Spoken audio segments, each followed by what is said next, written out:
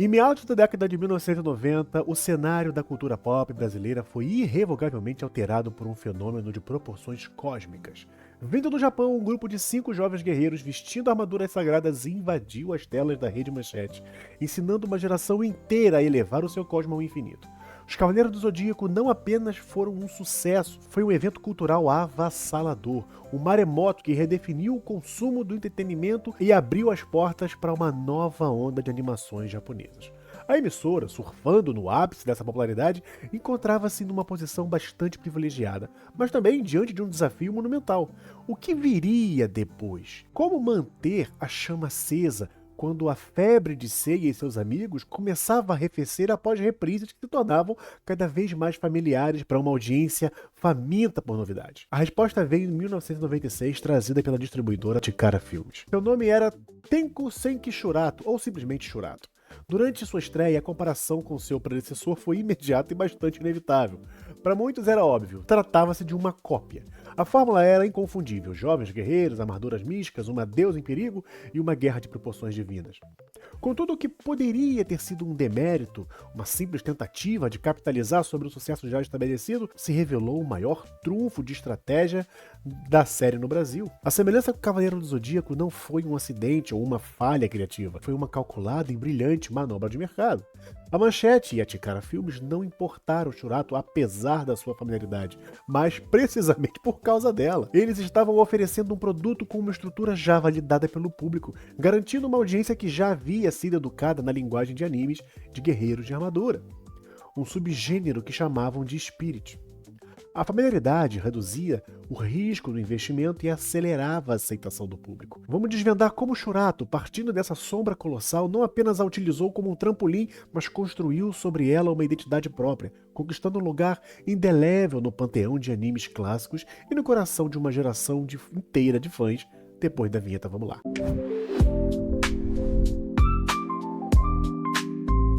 Salve, meus nerds, sejam bem-vindos ao Migrante Nerd. Deixa aí o seu like, porque no final você vai acabar esquecendo. Vamos avaliar primeiro a percepção inicial do público. As comparações com Cavaleiro do Zodíaco não eram apenas justas, elas eram gritantes. A estrutura narrativa, os arquétipos de personagens e os temas centrais pareciam ter sido extraídos diretamente do manual de Masami Kurumada, criador de Saint Seiya.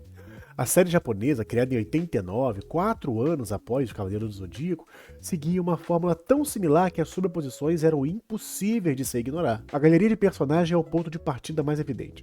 No centro de ambas as histórias, nós temos um protagonista com um perfil arquetípico quase idêntico.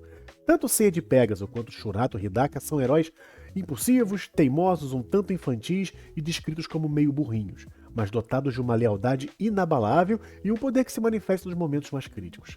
Ambos são, em essência, o coração passional de suas respectivas equipes. A estrutura do grupo de heróis também espelha a lógica. Em Cavaleiro do Zodíaco nós temos os Cavaleiros de Bronze, mas o foco narrativo recai sobre um núcleo de 5. Em Shurato existem 8 Guardiões Divinos, mas a jornada principal é protagonizada por um grupo de 4 pessoas. As semelhanças se estendem até os personagens secundários. Ambas as equipes de apoio contam com guerreiros cujas armaduras representam um unicórnio e um lobo, e um personagem focado em força bruta, Jack lá em CDZ e Dan em Shurato. O motor que impulsiona a trama inicial é igualmente paralelo. A missão primordial dos heróis é proteger uma divindade feminina que se encontra em perigo mortal. Em CDZ, Saori Kido, a reencarnação da deusa Athena, precisa ser salva repetidamente. Em Shurato, a deusa Vishnu é petrificada e a primeira grande saga gira em torno de, precisamente, salvá-la antes que o mundo celestial seja destruído. A narrativa de salvar a deusa em X horas, que se tornou uma marca da saga do Santuário, é replicada quase que integralmente no arco inicial de Shurato. Talvez a semelhança mais profunda resida na figura da grande antagonista inicial. Tanto Saga de Gêmeos quanto o Mestre Indra são apresentados como indivíduos mais bondosos, justos e respeitados em seus respectivos universos. Ambos, no entanto, traem a confiança de todos, usurpam o poder, tentam assassinar sua deusa e mergulham seus mundos em uma devastadora guerra civil. E no clímax de suas sagas, ambos encontram um momento de redenção, retornando à sua natureza benevolente antes do seu fim. Até mesmo o ponto de partida da história é o mesmo, um torneio de artes marciais, ecoando a Guerra Galáctica que introduziu os Cavaleiros de Bronze. Contudo, é justamente no tratamento de uma dessas fórmulas que Shurato começa a se diferenciar e a refinar o modelo. Enquanto a amizade é um tema central em Cavaleiro do Zodíaco, a série o explora através da camaradagem no grupo, Shurato eleva esse tema ao transformá-lo em um conflito central mais doloroso da narrativa. A dinâmica do amigo rival, presente em Seiya e Shiryu, por exemplo, é radicalizada na relação entre Shurato e Gai. Eles não são apenas rivais, eles são os melhores amigos de infância forçados a um combate mortal desde o primeiro episódio.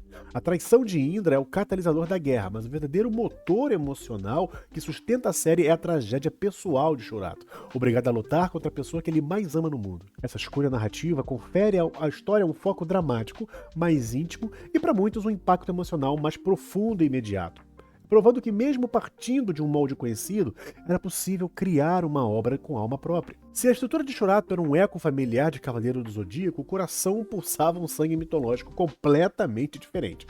Foi aqui, na troca do Olimpo grego pela complexa e vibrante cosmologia hindu-budista, que a série forjou uma identidade e se distanciou de forma definitiva do seu predecessor. Essa escolha não foi meramente estética, ela informou cada aspecto do universo, desde o design dos personagens e suas armaduras até a natureza filosófica do conflito central. A narrativa se desenrola em um universo dividido, onde a guerra primordial não ocorre entre deuses imortais, mas entre duas facções divinas antagônicas: o povo de Deva, os guardiões da harmonia, e o povo de Asura, agentes da destruição.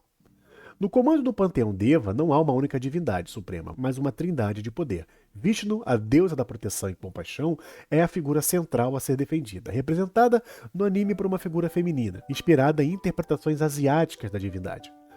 Ao seu lado existem as forças de Brahma, o deus criador, que morreu em uma batalha ancestral, e Shiva, o deus da destruição, que, na série, é posicionado como o mal encarnado. Essa dinâmica de criação, preservação e destruição oferece uma base teológica mais multifacetada do que a simples proteção de Atena. Essa imersão na cultura oriental se manifestou em um léxico próprio, cujos termos se tornaram icônicos para os fãs brasileiros. A energia vital dos guerreiros, equivalente ao cosmo do CDZ, foi batizado de Soma. A palavra, que em japonês pode ser traduzida como fluxo de luz, representa a energia espiritual que os guardiões canalizavam para lutar. As armaduras, por sua vez, eram chamadas de Shaktis, um termo extraído diretamente da mitologia hindu, onde Shakti representa o poder primordial e a energia dinâmica de um deus. O elemento mais distintivo, no entanto, eram os mantras. Diferente dos gritos de ataque em Cavaleiro do Zodíaco, os guardiões de Shurato precisavam entoar fórmulas encantatórias para invocar os seus Shaktis e desferir seus golpes mais poderosos. Essas frases, longas e sonoras, como a célebre Naumak Samandá Bodanan, Abelau Ken Sou Arca, adicionaram um ritualismo e uma solenidade únicos à batalha, transformando cada confronto em um ato quase religioso. Essa base mitológica permitiu que a série explorasse temas com mais ambiguidade, seja moral e filosófica. A mitologia hindu, com suas figuras como Shiva, que é simultaneamente criador e destruidor, induziu uma complexidade que não se encontra na estrutura mais maniqueísta de CDZ, onde os santos de Atena representam o bem absoluto contra as forças do mal.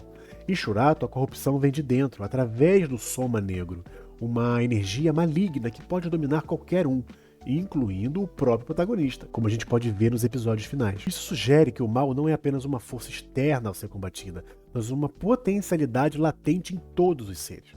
Essa jornada culmina com uma das conclusões mais maduras para um anime do gênero da época: a percepção de Shurato de que o mal habita em todos os seres vivos e que a verdadeira batalha é um eterno equilíbrio. Era uma conclusão filosoficamente mais densa, que convidava a reflexão em vez de apenas celebrar a vitória. Com uma base mitológica rica e um conflito emocionalmente carregado, a saga de Shurato se desdobra em uma jornada épica de traição, sacrifício e amadurecimento. A narrativa acompanha a transformação de um jovem impulsivo em um herói divino, forçado a lutar não apenas por um mundo que mal conhece, mas pela alma do seu melhor amigo. O panteão de heróis e vilões de Shurato é composto por figuras complexas, cujas lealdades são testadas e cujos poderes refletem a dualidade do universo em que eles habitam. Vamos falar sobre algum deles aqui. Shurato Hidaka, o Rei Shura, é o protagonista da série, um jovem de 16 anos, impetuoso, frequentemente cômico e teimoso, mas com um coração de ouro e uma lealdade feroz aos seus amigos. Transportado para o mundo celestial, ele descobre ser a reencarnação de um antigo rei guerreiro e um dos 8 guardiões divinos. A sua jornada é um rito de passagem forçado. Ele precisa aprender a controlar o seu imenso poder, o Soma, e mais importante, lidar com a agonia de enfrentar Gaia em combate. Mais tarde é revelado que ele é um dos sucessores de Brahma, o deus da criação, um destino que o coloca no centro da salvação universal. Seu Shakti, sua armadura divina, é representado por um majestoso leão. Gai Kuroki, o rei Yasha. Mais do que um vilão, Gai é a figura trágica da história. Na Terra, era o melhor amigo de Shurato, um pacifista de natureza calma e compassivo. Ao chegar no mundo celestial, porém, a sua alma é imediatamente dominada pelo Soma Negro, uma energia maligna instilada por Shiva, transformando em um guerreiro frio, implacável e obcecado por destruir Shurato. Sua dualidade entre o amigo que ele era e o inimigo que ele se tornou é a espinha dorsal do drama da série. Seu Shakti é representado por um lobo negro, o predador natural do leão de Shurato. E no meio da conspiração e da caçada, Shurato encontra apoio em um pequeno grupo de guardiões que perceberam a verdade. Hyuga, o rei celestial, o mais sábio e sereno dos guardiões, era assessor direto de Vishnu e o primeiro a testemunhar a traição de Indra. A sua lealdade inabalável à deusa o coloca ao lado de Shurato desde o início. Seu Shakti é o tigre. Ryuma, o rei dragão, considerado o guerreiro mais poderoso e experiente entre os 8 guardiões. Ryuma é o melhor amigo de Hyuga. Sua confiança na integridade de Hyuga o leva a se juntar à causa de Shurato sem hesitação. Seu Shakti é o do dragão. Leiga, o rei Karla, um dos personagens mais carismáticos e memoráveis. Leiga é um guerreiro vaidoso, brincalhão e com traços andrógenos, que eram incomuns para a época. Embora inicialmente lute ao lado de Indra, a sua inteligência e percepção o fazem questionar as ordens e, por fim, se torna um dos mais valiosos e divertidos aliados de Shurato. Seu Shakti é a árvore divina Garuda. O restante dos 8 guardiões, Leng, a rainha Nala, a única mulher do grupo, apaixonada por Indra, Dan, o rei Riba, o Brutamontes, de bom coração, e Kenya, o rei Dapa, o místico e enigmático, são manipulados por Indra e caçam Shurato e seus amigos, acreditando estarem servindo à justiça. Suas batalhas são particularmente trágicas, pois representam irmãos de armas forçados a lutar até a morte por uma mentira. A narrativa de Shurato é dividida em arcos claros, que levam o herói de uma fuga desesperada a uma guerra total pela sobrevivência do universo. A história começa de forma abrupta. Durante o final de um torneio de artes marciais, Shurato e Gai são envolvidos numa luz misteriosa e transportados para o mundo celestial. Shurato desperta nos braços da jovem Rakesh, apenas para ser imediatamente atacado por Gai, que agora o vê como um inimigo mortal. No Palácio Celestial, o Mestre Indra, comandante supremo dos Guardiões, o discípulo mais fiel de Vishnu, revela sua verdadeira natureza. Em um ato chocante de traição, ele usa seu poder para transformar a deusa Vishnu em uma estátua de pedra. Com maestria manipuladora, ele acusa Shurato e Hyuga, que testemunharam a cena, de serem os traidores, colocando todos os outros guardiões em uma caçada implacável contra eles. E isso força Shurato a uma jornada de fugitivo, lutando para provar sua inocência enquanto tenta entender o que aconteceu com seu amigo e com aqueles estranhos no mundo. A jornada de Shurato, Hyuga, Ryuma e Leiga é marcada por confrontos mortais. Eles não apenas enfrentam seus antigos companheiros, mas também os generais de Asura, liderados pela temível tríade do demônio, que servem a Indra. Cada batalha é um teste de força e convicção, e as perdas sofridas ao longo do caminho forçam Shurato a amadurecer rapidamente, transformando o garoto impulsivo em um verdadeiro guerreiro. Após a árdua jornada, Indra é finalmente derrotado, mas a paz dura pouco. A verdadeira mente por trás de toda a conspiração se revela. Shiva, a deusa da destruição, a soberana do povo de Asura. Ela ressuscita os guardiões mortos, incluindo Gai, para que lutem sob seu comando. A batalha final pela salvação do universo se inicia. Shurato e seus amigos precisam encaminhar o lendário Shakti do Brahma, o único poder capaz de se opor a Shiva. O clímax revela o grande segredo da trama. Shurato e Gai não são apenas guardiões, mas são sucessores diretos de Brahma, e seu destino é se unir em um só corpo para manifestar o poder da criação.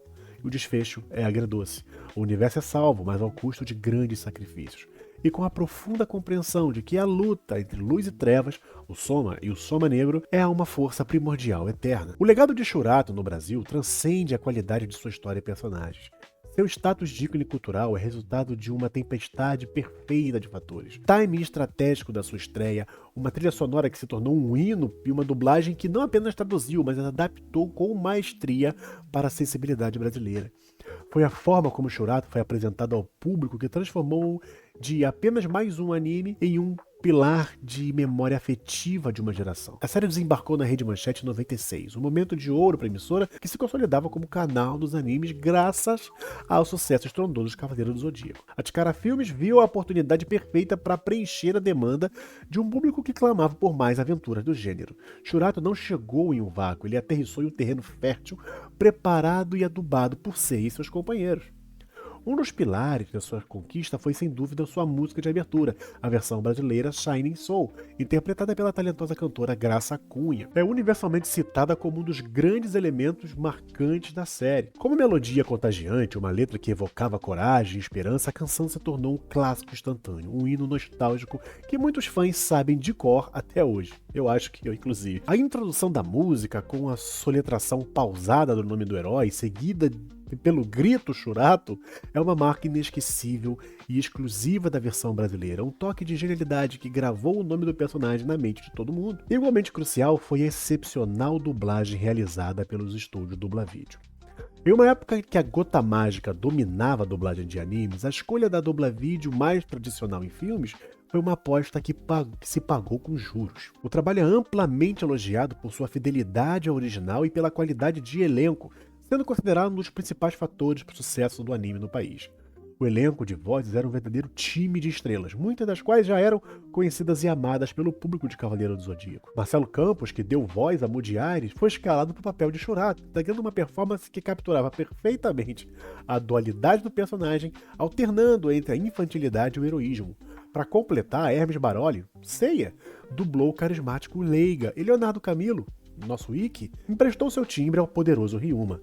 Essa sobreposição de vozes criou uma ponte auditiva para os fãs de CDZ, gerando uma sensação instantânea de familiaridade e atestando um selo de qualidade. A equipe de dublagem também demonstrou uma inteligência notável na localização do texto. Pequena, mas significativas adaptações foram feitas para evitar o estranhamento do público brasileiro. O nome do deus Brahma foi alterado para Brahma, para não haver associação com a cerveja. Da mesma forma, o nome original do Shakti de Leiga, o Rei Garuda, foi adaptado para ser uma coisa mais sonora e mais simples, o Rei Karla. Essas decisões mostram um cuidado e uma atenção ao contexto cultural brasileiro que foram fundamentais na recepção calorosa da série. E finalmente, os mantras se tornaram um fenômeno cultural por si só. As longas e exóticas invocações, como o famoso Om Shura Soaka de Churato, ecoavam no pátio das escolas e nas brincadeiras de rua de todo o Brasil. E eu estava lá, eu atesto isso. As crianças recitavam as palavras mágicas com fervor, mesmo sem compreender seu significado tântrico de canalização de energia divina. A sonoridade poderosa e o ritual que antecedia os grandes golpes na tela foram suficientes para transformar os mantras em parte do vocabulário lúdico de uma geração inteira. Então, o Churato no Brasil é um caso exemplar de como uma localização bem-sucedida pode elevar uma obra. Ele não foi apenas exibido, ele foi adotado, naturalizado e imortalizado pela cultura que o acolheu. A jornada de Churato acaba sendo um estudo fascinante sobre identidade, influência e legado na cultura pop. Nascido nas sombras de um gigante, um titã, ele foi desde o início rotulado como uma cópia de Cavaleiro do Zodíaco, e de fato as evidências para essa afirmação são inegáveis. A série deliberadamente utilizou a estrutura de seu predecessor como um esqueleto, uma forma de sucesso comprovada que lhe garantiu uma porta de entrada para um público já cativo.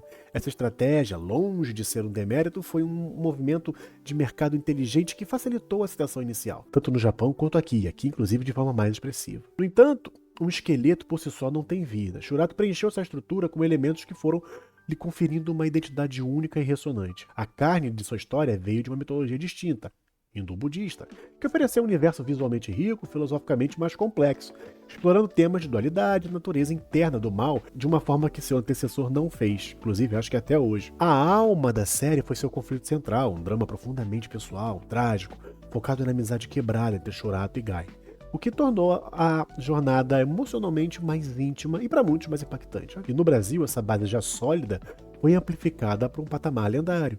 A combinação de uma trilha sonora icônica que se tornou hino geracional, com uma dublagem magistral, que não apenas introduziu, mas adaptou a obra com inteligência e carinho, cimentou seu lugar no coração dos fãs. Churato é a prova definitiva de que a forma como uma obra é apresentada, localizada e integrada à nova cultura é tão crucial quanto seu conteúdo original. Portanto, Churato pode ser considerada a melhor cópia de Cavaleiro dos Zodíacos, precisamente porque foi a que melhor entendeu a lição fundamental dessa influência.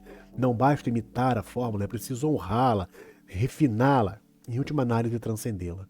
Ele não é lembrado hoje como uma mera sombra de CDZ, mas como um clássico por direito próprio, um pilar da era de ouro dos animes na televisão brasileira. Ele provou que um trovão, mesmo que venha depois de um meteoro, pode ecoar com a mesma força e por muito mais tempo na memória. Então, esse nerd, espero que vocês tenham gostado. Deixe seu like e seu comentário. Eu fui uma criança que via Churato toda noite na manchete. E você? Você foi? Se você não foi, se você é mais novo, já viu o Churato? Já se interessou? Eu acho que vale a pena, né? É datado, né? Tem aquelas imagenzinhas esquisitas de antigamente, mas eu acho que vale a pena. É bem legal e eu aconselho aí. Eu não sei aonde a gente pode assistir isso, mas tá na internet. Com certeza tá na internet. Se quiser ajudar o canal, nós temos aqui o QR Code. Se você não quiser, não puder, não tem problema. Se quiser gastar na Amazon, já ia gastar mesmo, usa meu link que você vai ajudar pra caramba o canal. Espero você no próximo vídeo. Forte abraço.